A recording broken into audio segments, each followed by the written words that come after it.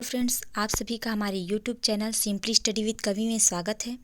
आज हम प्रयोगशाला तकनीशियन एवं प्रयोगशाला परिचारक के लिए साइंस के बहुत ही महत्वपूर्ण नोट्स साझा करने जा रहे हैं। कृपया वीडियो के अंत तक जरूर बने रहें। चलिए आगे बढ़ते हैं।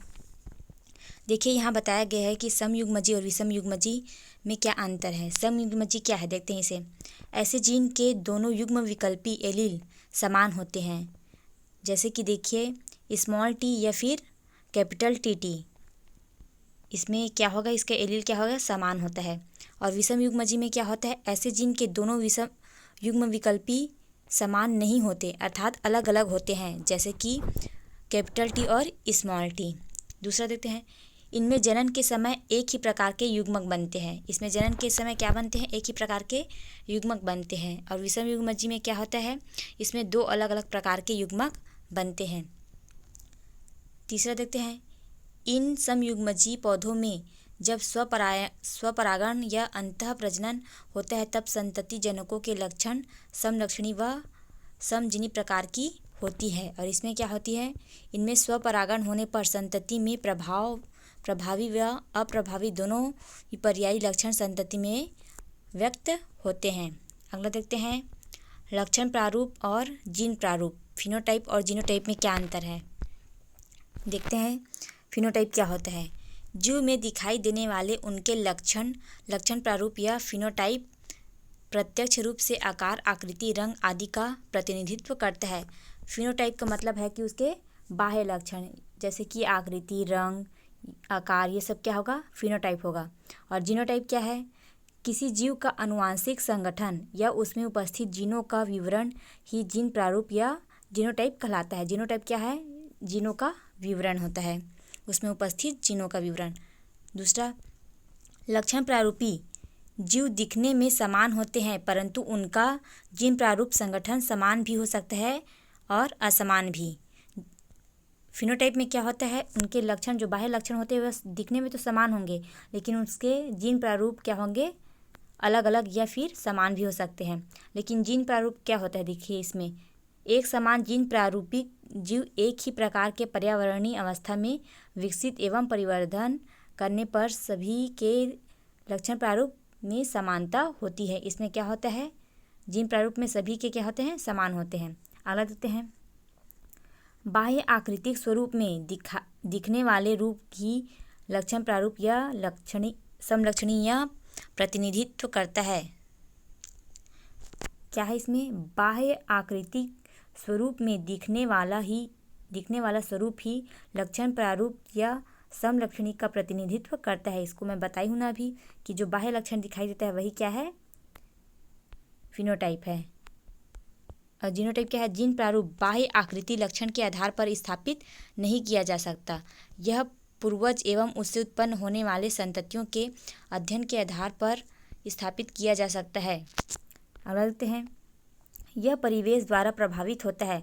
जो हमारा बाह्य लक्षण होता है वह क्या होता है, परिवेश द्वारा प्रभावित होता है।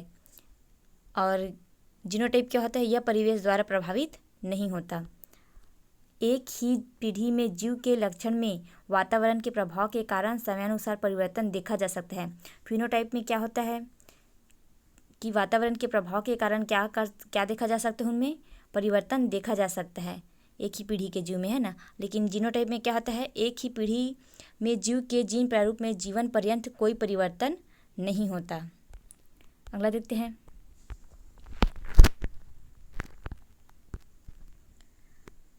मधुमक्खियों में लिंग का निर्धारण। मधुमक्खियों में लिंग का निर्धारण इस बात पर निर्भर करता है कि संतान का विकास निषेचित अथवा अनिषेचित अंडाणु से हो रहा है। यदि निषेचित अंडाणु द्विगुणित होता है और विकसित होकर मादा मधुमक्खी बनाता है। अगर निषेचित अंडाणु क्या होता है, निषेचित अंडाणु हमेशा क्या होता है, द्विगुणित होता है, और उससे विकसित होने वाला मादा उससे विकसित होने वाला मधुमक्खी क्या होगा, मादा मक्खी यानी कि रानी मक्खी बनाता है। और अनिषेचित अंडाणु अगुणित होता है और उससे विकसित होकर नर बनता है। कुछ पक्षियों तथा सरीसृपों में नर के स्थान पर मादा विषम युग्मजी होते हैं। पक्षियों और सरीसृपों में नर क्या होता है, नर के स्थान पर क्या होता है, मादा विषम युग्मजी होता है। जो विषम युग्मजी होता है वही क्या करता है, लिंग का निर्धारण करता है। अर्थात पक्षियों और सरीसृपों में लिंग का निर्धारण कौन करेगा, मादा। ड्रोसोफिला में 8 गुणसूत्र पाए जाते हैं। 3 जोड़े, दूसरा, तीसरा और चौथा गुणसूत्र एक जैसे होते हैं। मादा ड्रोसोफिला के पहले जोड़े गुणसूत्र के दोनों गुणसूत्र एक जैसे होते हैं, जबकि नर ड्रोसोफिला में अलग अलग प्रकार के होते हैं, जिसमें से एक शलाका के समान सीधा होता है, इसे एक्स गुणसूत्र कहते हैं। दूसरा हुक के समान मुड़ा हुआ होता है, उसे वाई गुणसूत्र कहते हैं। ये क्वेश्चन पूछा जा चुका है कि ड्रोसोफिला में कितने गुणसूत्र पाए जाते हैं, तो इसको याद रखना कि ड्रोसोफिला में कितने गुणसूत्र पाए जाते हैं, 8 गुणसूत्र पाए जाते हैं। अगला देखते हैं, लिंग निर्धारण की स्थितियाँ एवं प्रकार। कुछ लिंग निर्धारण की स्थितियाँ हैं, देखते हैं। देखिए, इसमें नर क्या है, इसमें मादा क्या है, XX एवं नर क्या है, XY प्रकार। तो ये क्या है, देखिए, इसमें नर विषम युग्मजी है, मादा क्या है, समयुग्मजी है। देखिए, मादा में क्या है, XX है और नर क्या है, विषम युग्मजी, जिसमें XY है। मैंने बताया था कि ना, जो विषम युग्मजी होते हैं वही क्या करते हैं, लिंग का निर्धारण करते हैं। तो इस प्रकार में क्या होगा, इस प्रकार के में नर क्या होगा, इसमें लिंग का निर्धारण करेगा। तो इसका उदाहरण हो जाएगा मानव तथा अन्य स्तनी, इसके उदाहरण हैं। अगला देखते हैं, इसमें क्या है, नर क्या है, समयुग्मजी है और मादा क्या है, विषम युग्मजी है। देखिए, इसमें क्या है, नर में क्या है XX है और मादा में क्या है, XY, मतलब मादा क्या है, विषम युग्मजी है। तो इस प्रकार में लिंग का निर्धारण कौन करेगा, मादा। तो इसके उदाहरण है मत्स्य वर्ग, रेप्टाइल्स एवं पक्षी वर्ग। इसमें क्या होता है, इसमें जो मादा होती है वही क्या करता है, लिंग का निर्धारण करता है। अगला देखते हैं, इसमें XX क्या है, मतलब समयुग्मजी मादा है, यहाँ नर हो गया है, ये समयुग्मजी मादा है, तथा नर में क्या है, केवल एक गुणसूत्र उपस्थित होता है। तो इसका उदाहरण है टिड्ढा। ये बहुत ही इम्पॉर्टेंट है, इसको पूछा जा चुका है कि एक लिंग गुणसूत्र की उपस्थिति पर नर, ऐसा कौन सा जीव है जिसके मतलब ऐसा पूछा गया है कि ऐसा कौन सा जीव जिसके नर में एक लिंग गुणसूत्र उपस्थित होता है। तो उसका क्या है, टिड्ढा। अगला देखते हैं, जीन पूल क्या है। जीन पूल क्या है, देखिए, एक निश्चित क्षेत्र में एक या आपस में संबंधित कई जातियों के जीवों के समूह को क्या कहते हैं, समष्टि पॉपुलेशन कहते हैं, जबकि किसी समष्टि के कुल जीन समूह को जीन पूल कहते हैं। जैव विकास की दृष्टि से जीन पूल बहुत ही महत्वपूर्ण होते हैं। आगे देखते हैं, वंशागति और विभिन्नताओं के संबंध में रोचक एवं महत्वपूर्ण जानकारी। थैलेसीमिया रोग का कारक क्या है, फ्रेम शिफ्ट म्यूटेशन। बर्नस्टीन ने मानव रक्त समूह की बहुअलीलता तथा संप्रभाविता का पहले अध्ययन किया। अगला देखते हैं, जोहानसन ने जीन, जीनोटाइप व फिनोटाइप आदि शब्दों का पहली बार प्रयोग किया। ऐसा पूछ सकते हैं कि जीन, जीनोटाइप व फिनोटाइप शब्द के पहले प्रयोगकर्ता कौन है, तो कौन है इसका आंसर, जोहानसन। जेनेटिक्स व एलील शब्द बेटसन ने प्रथम बार प्रयोग किया। बेटसन द्वारा ही क्या किया गया, प्रथम बार प्रयोग जेनेटिक्स और एलील शब्द का। ये क्रोमोसोमल विकार है, जो कि दैहिक है। देखिए, इसमें क्या होता है, ये इसमें क्या होता है कि इसमें क्रोमोसोम जो हमारे एक जोड़े में 2 क्रोमोसोम पाए जाते हैं ना, उसमें क्या हो जाता है, एक क्रोमोसोम बढ़ जाता है। तो ये क्या है, एकाधिक क्रोमोसोमल सिंड्रोम है। इसको देखते हैं, जब 13वें गुणसूत्र में क्या होगा, 13वें दैहिक गुणसूत्र में, 13वें जोड़े गुणसूत्र में अगर एक गुणसूत्र बढ़ जाए तो क्या होगा, वो पटाव सिंड्रोम। और डाउन सिंड्रोम में क्या होगा, 21वें गुणसूत्र में एक गुणसूत्र अधिक हो जाएगा। 21वें जोड़े गुणसूत्र में क्या हो जाएगा, एक गुणसूत्र अधिक हो जाएगा, तो उसको क्या बोलेंगे, डाउन सिंड्रोम। और एडवर्ड सिंड्रोम में क्या होता है, 18वें गुणसूत्र में एक गुणसूत्र अधिक हो जाएगा। 18वें जोड़े में है ना, 18वें गुणसूत्र जोड़े में एक गुणसूत्र अधिक हो जाएगा, तो क्या होगा, एडवर्ड सिंड्रोम। अगला देखते हैं, लाल व हरे रंग की वर्णांतता को क्या कहते हैं, डाल्टोनिज्म भी कहा जाता है। डाउन सिंड्रोम को पहले मंगोलिज्म कहा जाता था। 21वें क्रोमोसोम की ट्राइसोमी डाउन सिंड्रोम। ट्राइसोमी में बताई ना कि वही 3 गुणसूत्र हो जाते हैं, उसे क्या कहते हैं, ट्राइसोमी। तो 21वें को मैं बताई थी आप लोगों को डाउन सिंड्रोम। 13वें क्रोमोसोमल की ट्राइसोमी क्या कहलाती है, पटाउ सिंड्रोम। 18वें क्रोमोसोम की ट्राइसोमी क्या कहलाती है, एडवर्ड सिंड्रोम पैदा करती है। यूजेनिक्स क्या है, देखिए यूजेनिक्स शब्द फ्रांसीसी गाल्टन ने दिया। पूछ सकते हैं कि यूजेनिक्स शब्द किसके द्वारा दिया गया, तो क्या होगा इसका सही आंसर, फ्रांसीसी गाल्टन। यह विज्ञान की वह शाखा है जो मानव प्रजाति में आनुवंशिक सुधार से संबंधित है, अर्थात आनुवंशिकी का मानव कल्याण में प्रयोग। यूथेनिक्स क्या है, देखिए पर्यावरण स्थितियों में सुधार द्वारा मानव प्रजाति को सुधारने का विज्ञान यूथेनिक्स कहलाता है। पर्यावरण में अच्छा पोषण, शिक्षा, आर्थिक, सामाजिक, सांस्कृतिक व प्रदूषण रहित भौतिक पर्यावरण शामिल होना। इसमें क्या होता है, यूथेनिक्स में पर्यावरण की जो स्थिति है उसको सुधार कर हम क्या कर सकते हैं, मानव प्रजाति को सुधार सकते हैं। यही क्या है, यूथेनिक्स है। यूफेनिक्स क्या है, जन्मजात रोग एवं उनके उपचार का अध्ययन क्या कहलाता है, यूफेनिक्स। मेंडल को अनुवांशिकी का जनक किसे कहा जाता है, तो मेंडल, अनुवांशिकी का जनक मेंडल को कहा जाता है। और मार्गन को क्या कहा जाता है, प्रायोगिक अनुवांशिकी का जनक। और ये आगे गलत दिया हुआ है। आगे देखते हैं, RH एंटीजन का निर्माण एक प्रभावी जीन द्वारा होता है। अधिकांश व्यक्ति क्या होता है, RH+ होता है। एल्बिनिज्म या रंजकहीनता एक ऑटोसोमल अप्रभावी उत्परिवर्तन है। मार्गन ने 1926 में सुविख्यात पुस्तक the theory of the gene प्रकाशित की थी। The theory of the gene किसकी पुस्तक है, तो किसकी पुस्तक है, मार्गन की। और कब प्रकाशित हुई, तो 1926 में। चार्ल्स डार्विन ने वंशागति के लिए पेंजेनेसिस सिद्धांत दिया और बताया कि शरीर का प्रत्येक भाग एक जेम्यूल बनाता है जो शुक्राणु में एकत्रित हो जाते हैं। अगला देखते हैं, तथा वंशागति का कारण बनते हैं। यह सिद्धांत अभी क्या किया गया था, अस्वीकार कर दिया गया था। मनुष्य में त्वचा का रंग व लंबाई 2 से अधिक जीनों द्वारा नियंत्रित होते हैं। इन्हें पॉलीजेनिक लक्षण कहते हैं। 2 से अधिक जीनों द्वारा जो नियंत्रित होते हैं उसे क्या कहते हैं, पॉलीजेनिक लक्षण कहते हैं। जैसे कि त्वचा का रंग व लंबाई, है ना। अगला देखते हैं, अगर माता पिता दोनों का रक्त समूह क्या है, O है, तो उनके बच्चों का रक्त समूह भी क्या हो जाएगा, O+ हो जाएगा, है ना। गेहूँ, कपास व तंबाकू प्राकृतिक पर बहुगुणित है, जबकि ट्रिटिकेल कृत्रिम पर बहुगुणित है।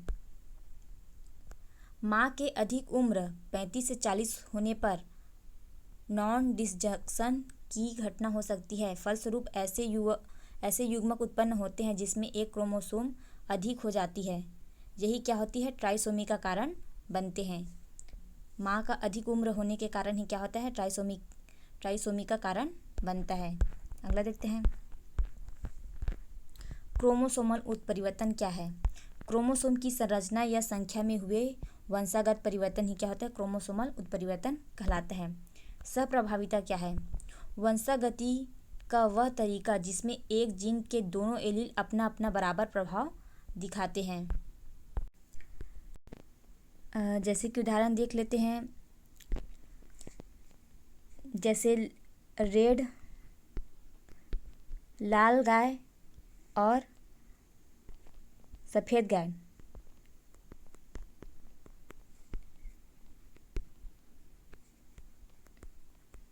इसका युग्मक बनेगा R और इसका छोटा r।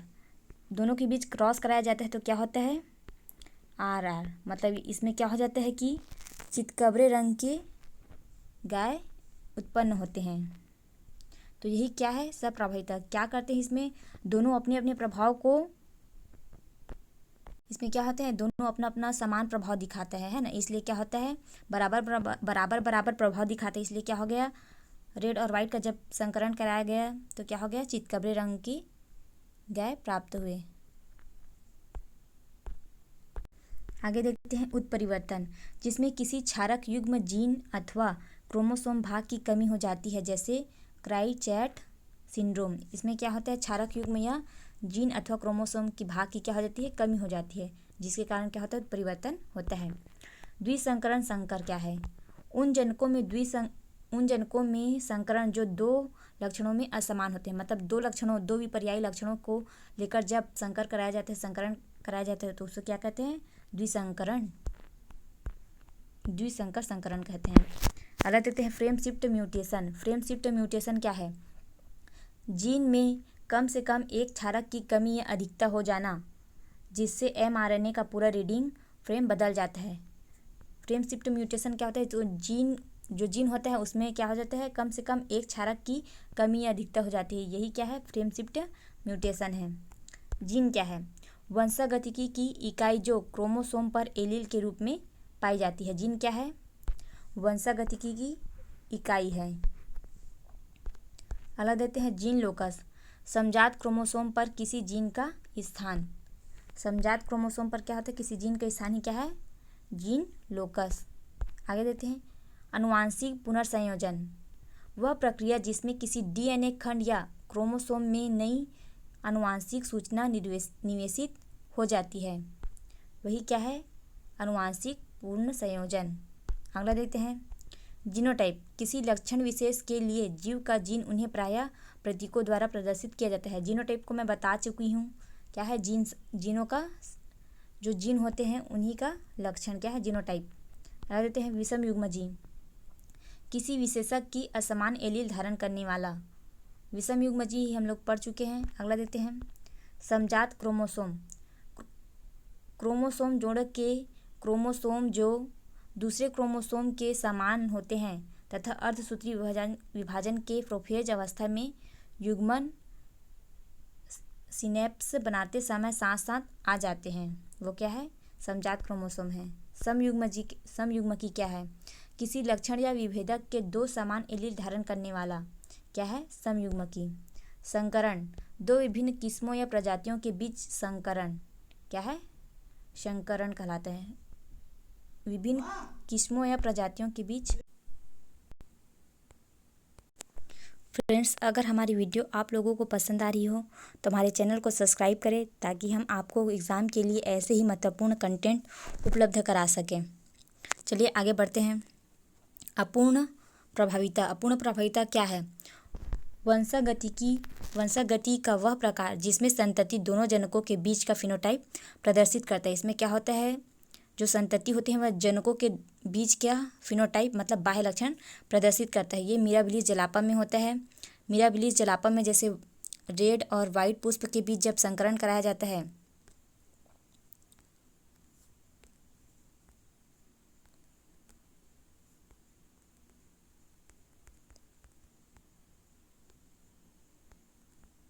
इसे युग्मक बनेगा आर और इससे छोटा आर। जब इसका संकरण कराया जाता है तो ये क्या करता है, दोनों जनकों के बीच के लक्षण प्रदर्शित करते हैं, तो ये क्या हो जाता है, गुलाबी हो जाता है। यही क्या है, अपूर्ण प्रभाविता।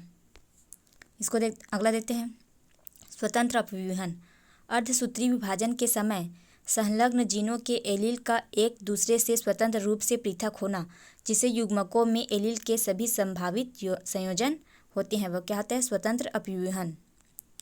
इन्वर्जन क्या है, क्रोमोसोम की संरचना में बदलाव, जिसमें क्रोमोसोम का एक खंड 180 पर घूम जाता है, फलस्वरूप जीनों का क्रम बदल जाने में असामान्यता उत्पन्न हो जाती है। आगे देखते हैं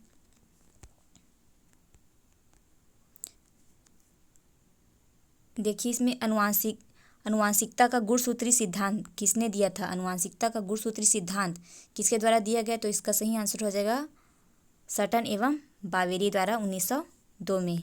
आगे देखते हैं प्रभाविता के नियम के अनुसार गुणों के एक जोड़े में से एक गुण प्रभावी तथा दूसरा अप्रभावी होता है। क्या होता है, एक प्रभावी होता है और दूसरा अप्रभावी होता है। यही क्या है, प्रभाविता का नियम है। पृथक्करण के नियम के अनुसार युग्मकों के निर्माण के समय लक्षणों के जोड़े के कारक पृथक पृथक हो जाते हैं। स्वतंत्र अपव्यूहन के नियम के अनुसार कारक एक दूसरे को प्रभावी किए बिना स्वतंत्र रूप से एक पीढ़ी से दूसरे पीढ़ी में वंशागत होते हैं। स्वतंत्र अपव्यूहन में क्या होता है कि यह एक दूसरे को प्रभावी किए बिना क्या होता है, स्वतंत्र रूप से एक पीढ़ी से दूसरे पीढ़ी में वंशागत होते हैं। जीवों का आनुवंशिक संगठन जीनोटाइप, जीवों का आनुवंशिक संगठन क्या कहलाता है, जीनोटाइप, और बाह्य संगठन क्या कहलाता है, फिनोटाइप। मेंडल के अनुसंधानों के 1866 में प्रकाशित होने के 34 वर्ष बाद ह्यूगो डी व्रीज, कार्ल कोरेनसन तथा इरिक वान शेरमार्क ने मेंडल के वंशागति के नियम को विश्व स्तर पर मान्यता दिलाई। किसने किसने? Hugo de Vries, Carl Correns, Erich von Tschermak. आगे देखते हैं। अपने प्रयोगों के लिए मटर के पौधों का चयन एवं अपनी कार्यशैली के कारण मेंडल को क्या मिली? सफलता मिली। मेंडल ने वंशागति के नियमों के अध्ययन के लिए पहले सिर्फ एक गुण का चयन कर 2 पौधों में कृत्रिम रूप से क्रॉस कराया।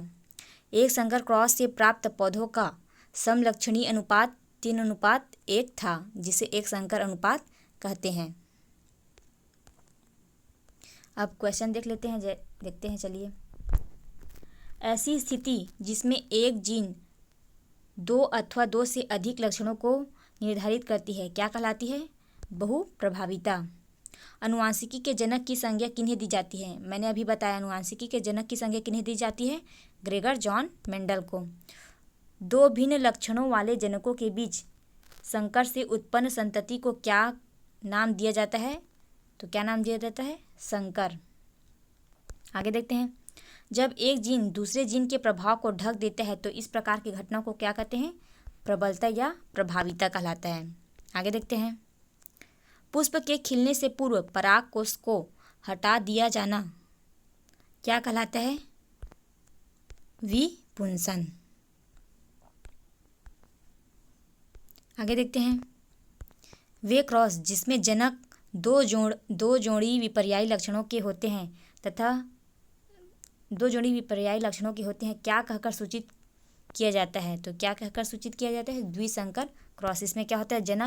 जनकों के 2 विपर्यायी लक्षणों को लेकर क्रॉस कराया जाता है। एक द्विविषम युग्मजीव द्वारा कितने प्रकार के युग्मक उत्पन्न हो सकते हैं? तो इसका सही आंसर है ऑप्शन 4। इसका एक सूत्र होता है 2n। यहाँ पर द्विविषम युग्मजीव बोले तो n क्या हो जाएगा? यहाँ n 2, इसलिए क्या हो जाएगा? 2 × 2 = 4, इसलिए इसका सही आंसर ऑप्शन 4। आगे देखते हैं।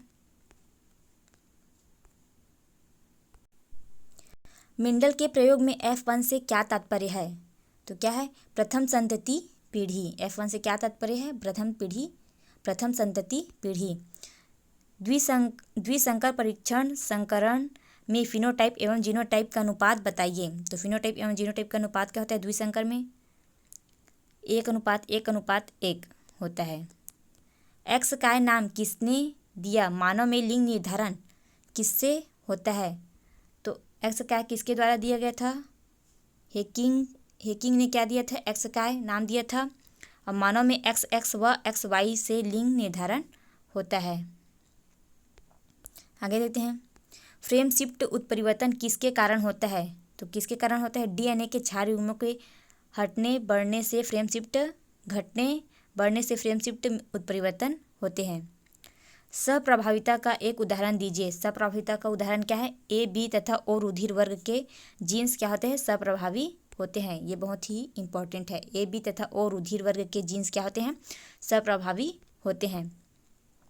बिंदु परिवर्तन किसे कहते हैं? देखिए, बिंदु परिवर्तन किसे कहते हैं? DNA के एकल क्षार युग्म के परिवर्तन को बिंदु परिवर्तन कहते हैं। किसी लक्षण विशेष की पीढ़ी दर पीढ़ी वंशागति का चित्रात्मक निरूपण को क्या कहते हैं? तो क्या कहते हैं उसे? वंशावली। ये भी बहुत ही इम्पॉर्टेंट है। आगे देखते हैं। गुणसूत्र के किसी भी खंड का टूटकर उससे अलग हो जाने की क्रिया क्या कहलाती है? विलोपन। गुणसूत्र के किसी खंड का टूटकर उससे अलग हो जाना क्या कहलाते हैं? विलोपन। आगे देखते हैं। प्राकृतिक रूप से उत्पन्न किसी एलोफॉलीफ्लायर जाति का नाम बताइए। तो क्या है? गेहूं। सामान्य द्विगुणित संख्या से एक अधिक गुणसूत्र वाले जीव कहलाते हैं ट्राइसोमिक। ये भी हम लोग पढ़ चुके हैं। ऐसा ड्रोसोफिला जिसमें नर तथा मादा दोनों का कायिक समन्वय उपस्थित हो, क्या है वो?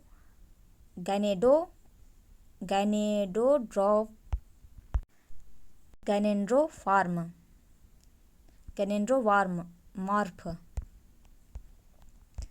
वह रोग जिसमें चोट लगने पर रक्त स्रावन नहीं रुक पाता, वो क्या है? हीमोफीलिया। वह विशिष्ट डीएनए खंड जो आनुवांशिक इकाई की तरह कार्य करता है क्या कहलाता है? जीन। लिंग गुणसूत्र को छोड़कर कोशिका के सभी गुणसूत्र क्या कहलाते हैं? ऑटोसोम। गुणसूत्र की भुजा को क्या कहते हैं? क्रोमेटिड। गुणसूत्र की भुजा क्या कहलाती है? क्रोमेटिड। गुणसूत्र ऐसे, ये क्या है? क्रोमेटिड है। लिंग संलग्नता के किसी एक उदाहरण को लिखिए। तो क्या है? वर्णांतता। आगे देखते हैं। मानव तथा ड्रोसोफिला में किस प्रकार का लिंग निर्धारण पाया जाता है? तो मानव तथा ड्रोसोफिला में किस प्रकार का? XY प्रकार का। आगे देखते हैं। मेंडल के स्वतंत्र अपव्यूहन के नियम का अपवाद क्या है? तो उसके स्वतंत्र अपव्यूहन का अपवाद क्या है? संलग्नता। आगे देखते हैं। न्यूक्लिक अम्लों के अवयव क्या क्या है? देखते हैं। नाइट्रोजनी क्षारक। नाइट्रोजनी क्षारक दो प्रकार के होते हैं, प्यूरिन और पायरिमिडीन। प्यूरिन के अंतर्गत क्या क्या आते हैं? एडिनिन और ग्वानिन। और पायरिमिडीन के अंतर्गत क्या क्या आते हैं? Cytosine, thymine, uracil. शर्करा क्या है? डीऑक्सीराइबोज शर्करा पाया जाता है और एक राइबोज शर्करा। शर्करा दो प्रकार के होते हैं, डीऑक्सीराइबोज शर्करा और राइबोज शर्करा। फास्फोरिक अम्ल, ये क्या है? न्यूक्लिक अम्ल के अवयव हैं। आगे देखते हैं। डीएनए संश्लेषण में भाग लेने वाले प्रकीर्ण एंजाइम। डीएनए के संश्लेषण में मुख्यतः 3 प्रकार के प्रकीर्ण भाग लेते हैं। न्यूक्लियेज, पॉलीमरेज और लाइगेज। न्यूक्लियेज पॉलीन्यूक्लियोटाइड श्रृंखला को उनके घटक न्यूक्लियोटाइडों में तोड़ते हैं। तो न्यूक्लियस क्या करता है? न्यूक्लियोटाइडों में तोड़ते हैं। पॉलीमरेज ऐसे प्रकीर्ण हैं जो डीएनए सांचे पर डीऑक्सीराइबोस न्यूक्लिक अम्ल का बहुलीकरण करते हैं। पॉलीमरेज क्या है? डीएनए सांचे पर डीऑक्सीराइबोस न्यूक्लियोटाइडों का बहुलीकरण करते हैं। जबकि लाइगेज क्या करता है? लाइगेज प्रकीर्ण क्या करते हैं? पॉलीन्यूक्लियोटाइड श्रृंखला को क्या करते हैं? जोड़ने और डीएनए की मरम्मत का कार्य किसका है? लाइगेज का। ये बहुत ही इम्पॉर्टेंट है। लाइगेज क्या करता है? जोड़ने और डीएनए की मरम्मत का कार्य करता है। आगे देखते हैं। रिवर्स ट्रांसक्रिप्टेज की खोज किसने की? तो किसने की थी रिवर्स ट्रांसक्रिप्टेज की खोज? टेमिन एवं बाल्टीमोर ने। वाई फार्क कब निर्मित होता है? तो वाई फार्क कब निर्मित होता है? डीएनए द्विगुणन के समय। डीएनए प्रतिलिपिकरण में डीएनए के दोनों स्ट्रैंडों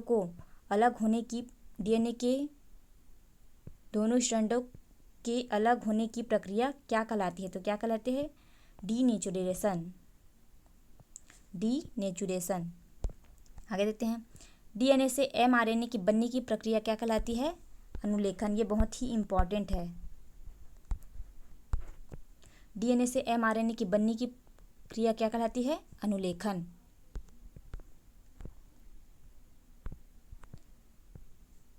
प्रोटीन संश्लेषण में समारंभन करने वाले अमीनो अम्ल का नाम बताइए। तो क्या है?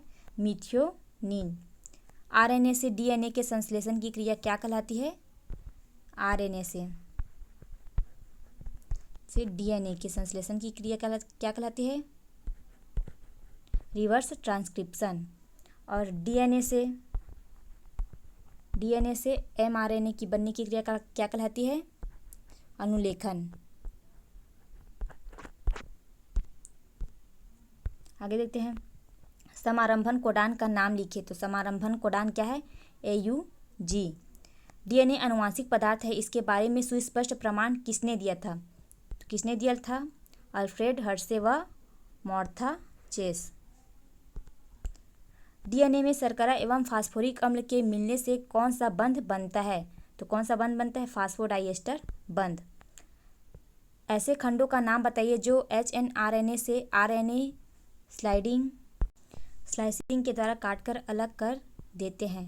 तो इसका आंसर है इंट्रॉन। आगे, उस एंजाइम का नाम बताइए जो अनुलेखन में सहायता करता है। तो क्या है? RNA polymerase. आगे देखते हैं, जीन अभिव्यक्ति के नियमन की ओपेरॉन अवधारणा किस वैज्ञानिक ने दी? तो किसने दी थी? जैकब व मोनार्ड। बहुत ही इंपॉर्टेंट है ये भी। अनुवांशिक कूट में कोमा रहित से क्या तात्पर्य है? तो दो कोडानों के बीच विराम न होना क्या कहलाता है? कोमा रहित कहलाता है अनुवांशिक कूट में। SNRNP का पूर्ण नाम बताइए। लघु केंद्रीय ribonucleic protein, small nuclear ribonucleo protein. आगे देखते हैं,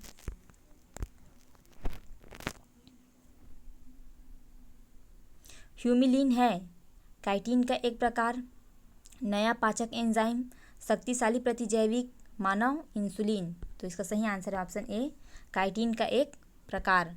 आगे देखते हैं, जैव हथियार के रूप में प्रयुक्त नहीं होता है। बैसिलस एंथ्रेजीज, बी बोहुलिनम टॉक्सिन, सी बैसिलस थ्रियोंजिएसिस, डी स्मॉल पॉक्स। तो इसका सही आंसर है ऑप्शन सी, बैसिलस थ्रियोंजिएसिस। आगे देखते हैं, तेल अधिप्लावक के जैव उपचार में सफलतापूर्वक उपयोग की जाने वाली अनुवांशिकतः रूपांतरित स्पीशीज किसकी है? Pseudomonas, Xanthomonas, Bacillus Trichoderma. तो इसका सही आंसर है ऑप्शन ए, स्यूडोमोनास। आगे, सुपरबग कहलाते हैं Pseudomonas putida, Xanthomonas citri, Bacillus anthracis, Streptococcus pneumoniae. इसका सही answer option A, Pseudomonas putida. आगे, जैव पदार्थों को जहां उनकी उत्पत्ति हुई थी वहां के निवासियों को भुगतान किए बिना गैर कानूनी तथा नियम विरुद्ध विकसित करना है। जैव युद्ध, जैव तकनीकी, बायोपेटेंट, बायोपायरेसी। इसका सही आंसर ऑप्शन डी, बायोपायरेसी। जैव डकैती के शिकार पौधे हैं नीम, बासमती चावल, हल्दी, उपरोक्त सभी। तो इसका सही आंसर ऑप्शन डी, उपरोक्त सभी। अंधत्व निवारण हेतु उपयोगी फसल है गेहूं, चना, मटर, गोल्डन राइस। तो इसका सही आंसर है ऑप्शन डी, गोल्डन राइस। आज के लिए बस इतना ही, मिलते हैं अगले वीडियो में। धन्यवाद।